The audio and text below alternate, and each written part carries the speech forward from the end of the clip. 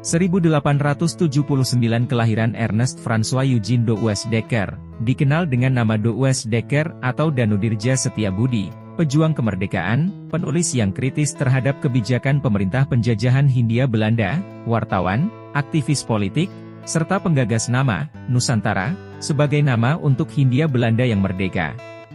Setiabudi adalah satu dari 3 serangkai pejuang pergerakan kemerdekaan Indonesia, selain Dr. Cipto Mangunkusumo dan Suwardi Suryaningrat yang mendirikan Indische Parties. Pada 1961 ia ditetapkan sebagai pahlawan nasional, wafat 1950.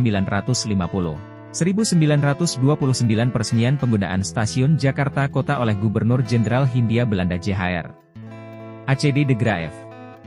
1952 kelahiran Bambang Sudibyo, Menteri Pendidikan Nasional dalam Kabinet Indonesia Bersatu di bawah pimpinan Presiden Susilo Bambang Yudhoyono dan Wakil Presiden Jusuf Kalla, 2004 hingga 2009. 1960 kelahiran Rano Karno, aktor, penyanyi, penulis buku, penulis cerita film, produser, sutradara, pengusaha, politisi, wakil bupati, wakil gubernur, PLT gubernur dan anggota parlemen.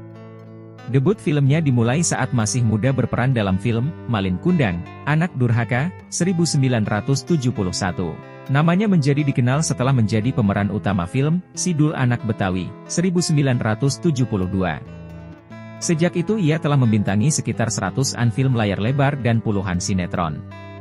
Sebagai aktor putra aktor Soekarno M. Nur ini menerima beberapa penghargaan film, antaranya, ia memenangkan Piala Citra untuk perannya sebagai Gion di film Taksi, 1990. Setelah industri film Indonesia mengalami kemunduran di awal dekade 1990-an, Rano kembali memerankan tokoh Sidul di sinetron Sidul Anak Sekolahan, 1994-2003, yang ia produseri sendiri. Saat ini, ia menjabat sebagai anggota Dewan Perwakilan Rakyat Daerah Pemilihan Banten III untuk masa jabatan 2019-2024. 1979 kematian Bambang Irawan, aktor, sutradara dan produser Indonesia kelahiran Kendal, Jawa Tengah. Dia adalah suami dari Ade Irawan, dan ayah dari Dewi dan Ria Irawan.